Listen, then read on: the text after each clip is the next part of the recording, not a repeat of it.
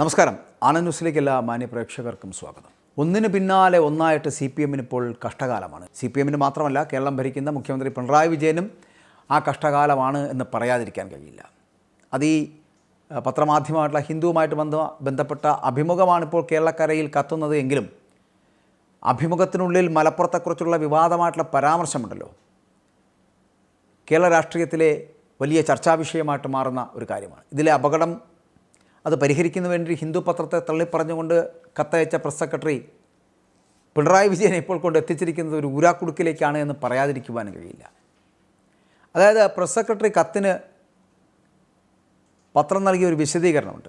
Press secretary കൊടുത്ത കത്തിന് പത്രം നൽകിയൊരു വിശദീകരണം, അതാണ് ഇപ്പോഴത്തെ ചർച്ചാ വിഷയമാകുന്നത്. മുഖ്യമന്ത്രിയുടെ PR ഏജൻസി എന്ന വാക്കാണ് ഇപ്പോൾ കൂടുതലായിട്ട് മാധ്യമങ്ങൾ ഉയർന്നു കേൾക്കുന്നത് പോലും. വിവാദമായിട്ടുള്ള ആ പരാമർശം അഭിമുഖത്തിനുള്ളിൽ കൊടുക്കണമെന്ന് PR ഏജൻസി പറഞ്ഞു എന്ന് മാത്രമല്ല, വിവാദ പരാമർശം ഉൾപ്പെടുത്താൻ ഹിന്ദുവിനുവിൽ PR ഏജൻസിയുടെ രേഖാമൂലമുള്ള സമ്മർദ്ദം കൂടി ഉണ്ടായി, അതാണ് വ്യക്തമാക്കുന്നത്. പക്ഷേ ഹിന്ദുവിൻ്റെ വിശദീകരണം വന്നതോടുകൂടി ഈ വിഷയം സർക്കാരിനും മുഖ്യമന്ത്രിക്കും തന്നെ വലിയ തിരിച്ചടിയാകും. മുഖ്യമന്ത്രി പിണറായി വിജയനുമായി അഭിമുഖം വാഗ്ദാനം ചെയ്ത് PR ഏജൻസിയായിട്ടുള്ള കേസനാണ് ഹിന്ദുവിനെ സമീപിച്ചതെന്ന് പറയപ്പെടുന്നു. സെപ്റ്റംബർ മാസം 29, അതായത് അന്ന് അദ്ദേഹം ഡൽഹിയിലുണ്ടായിരുന്നു. പിണറായി വിജയൻ പോളിറ്റ് ബ്യൂറോ യോഗം ചേരുന്നതുമായി ബന്ധപ്പെട്ടിട്ട് അദ്ദേഹം ഡൽഹിയിലുണ്ടായിരുന്ന സമയമാണ്. അന്ന് രാവിലെ 9 മണിക്കാണ് കേരള ഹൗസിൽ വെച്ച് ഈ ഹിന്ദുവിൻ്റെ മാധ്യമപ്രവർത്തകയുമായിട്ട് മുഖ്യമന്ത്രി അഭിമുഖം നടത്തുന്നത്. അന്ന് അവർക്കൊപ്പം മുഖ്യമന്ത്രി PR ഏജൻസിയുടെ 2 പ്രതിനിധികൾ അവരോടൊപ്പം ഉണ്ടാകുന്നു. ആ പ്രതിനിധികളുള്ള ഒരാളാണ് സ്വർണ്ണക്കടത്തും ഹവാല ഇടപാടുകൾ എന്നിവ സംബന്ധിച്ചുള്ള വിശദാംശങ്ങൾ കൂടി മലപ്പുറം ഉൾപ്പെടുന്ന ഭാഷയിൽ ഉൾപ്പെടുത്തണമെന്ന് ആ അഭിമുഖത്തിൽ പറയുന്നതും ആ പറഞ്ഞ വാചകങ്ങൾ കൂടി ചേർത്തുകൊണ്ടാണ് ആ അഭിമുഖം പുറത്തു വരുന്നത്. അപ്പോൾ ആ അഭിമുഖത്തിൽ PR പ്രതിനിധി രേഖാമൂലം നൽകിയ ചില കാര്യങ്ങൾ കൂടി ഉൾപ്പെടുത്തിക്കൊണ്ട് വന്ന അഭിമുഖത്തെ എല്ലാവരും വളരെ ആകാംക്ഷയോടുകൂടി നോക്കിക്കണ്ടപ്പോഴും ഞെട്ടിപ്പോയത് CPM-ഉം മുഖ്യമന്ത്രിയുമാണ്.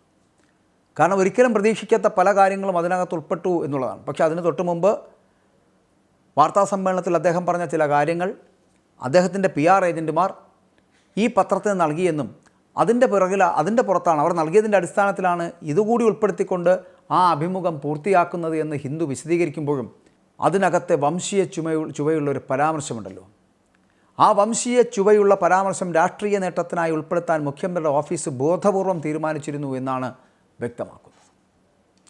അതായത് തെരഞ്ഞെടുപ്പ് തിരിച്ചടികളിൽ നിന്ന് കരകയറാനുള്ള ഉദ്ദേശത്തിൽ രാഷ്ട്രീയ ലൈൻ മാറ്റാനുള്ള തീരുമാനത്തിൻ്റെ ഭാഗമായിട്ട് മുഖ്യമന്ത്രി മലപ്പുറത്തെ ബന്ധപ്പെടുത്തി അതിനകത്ത് സ്വർണ്ണക്കടത്ത് പരാമർശങ്ങൾ നടത്തിയെന്ന് തന്നെയാണ് പല മാധ്യമങ്ങളും റിപ്പോർട്ട് ചെയ്യുന്നത് എന്നുള്ളതാണ്. കാരണം അതിനകത്ത് അഭിമുഖത്തിൽ ഇത്തരത്തിലുള്ള ചോദ്യമോ മറുപടിയോ ഉണ്ടാകാതിരുന്ന ഈ മലപ്പുറം സ്വർണ്ണക്കടത്ത് വിഷയം പിന്നീട് തിരികെ കയറ്റിയതാണ് എന്നുകൂടി ഇതോടുകൂടി വ്യക്തമാവുകയാണ്.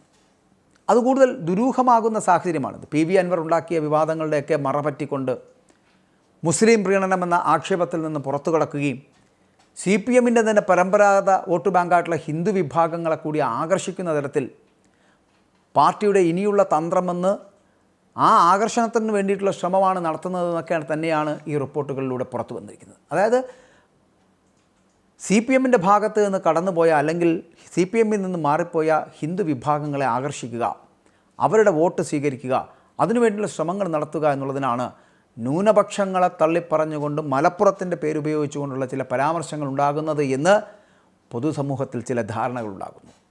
സംസ്ഥാനത്തിൻ്റെ ചരിത്രത്തിൽ തന്നെ ഇത്ര ബോധപൂർവമായിട്ടൊരു PR ഏജൻസികളുടെ ഇടപെടലിലൂടെ രാഷ്ട്രീയ നയങ്ങൾ രൂപപ്പെടുത്തുന്ന സംഭവം എന്ന് പറയപ്പെടുന്നത്, അത് മറനീക്കി പുറത്തു വരുന്നത് ഇത് ആദ്യമാണ് എന്നുള്ളതാണ്. ഞാൻ ആദ്യം സൂചിപ്പിച്ചല്ലോ, ഡൽഹി കേന്ദ്രമാക്കി പ്രവർത്തിക്കുന്ന കേസൻ എന്ന PR ഏജൻസി. ഈ PR ഏജൻസിയുടെ തലതൊട്ടപ്പൻ എന്ന് പറയപ്പെടുന്ന ഒരു മലയാളിയാണ് നിഖിൽ പവിത്രൻ. ഇവിടെ നമുക്ക് PRDയും വിപുലമായിട്ടുള്ള അനുബന്ധമായിട്ടുള്ള സംവിധാനങ്ങളുമുള്ള ഒരു സംസ്ഥാനത്ത് മുഖ്യമന്ത്രി എങ്ങനെയാണ്, അല്ലെങ്കിൽ മുഖ്യമന്ത്രിക്കായിട്ട് എങ്ങനെയാണ് കേസൻ രംഗപ്രവേശം ചെയ്തത് എന്നുള്ളതാണ് വ്യക്തതയില്ലാതെ കിടക്കുന്നത്.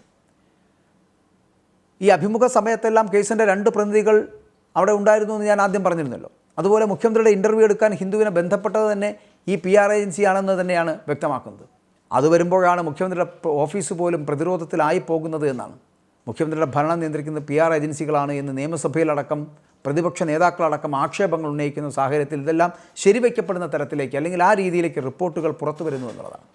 മുഖ്യമന്ത്രി ഇത്തരമൊരു വിവാദത്തിൽ അകപ്പെട്ടതോടെ CPM നേതൃത്വം ആകെ കുഴഞ്ഞു മറിഞ്ഞിരിക്കുകയാണ്.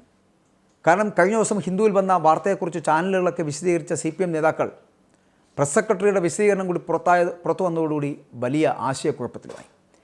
എന്നാൽ അവരെ ഏറ്റവും കൂടുതൽ ഞെട്ടിച്ചത് എന്നുള്ളത് ഹിന്ദു നൽകിയ വിശദീകരണമാണ്. ഇതോടുകൂടി കേരള രാഷ്ട്രീയത്തിൽ പുതിയ ചർച്ചകൾക്ക് തുടക്കം കുറിച്ചിരിക്കുന്നു എന്നുള്ളതാണ്.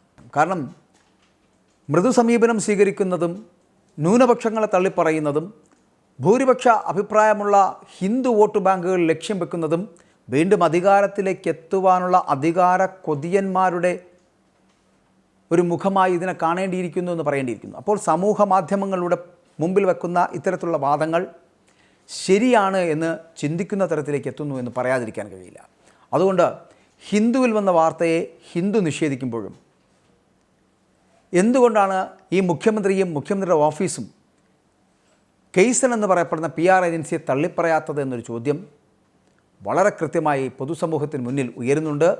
മാത്രമല്ല, ഇങ്ങനെ പൊതുസമൂഹത്തിന് മുന്നിൽ ലക്ഷങ്ങൾ പൊടിച്ചു കളഞ്ഞുകൊണ്ട് ഒരു സംവിധാനം ഉണ്ടാക്കിയെടുക്കേണ്ടതിൻ്റെ ആവശ്യകത എന്താണ് എന്ന് മുഖ്യമന്ത്രിയും മുഖ്യമന്ത്രിയുടെ ഓഫീസും മറുപടി പറഞ്ഞേ മതിയാകും.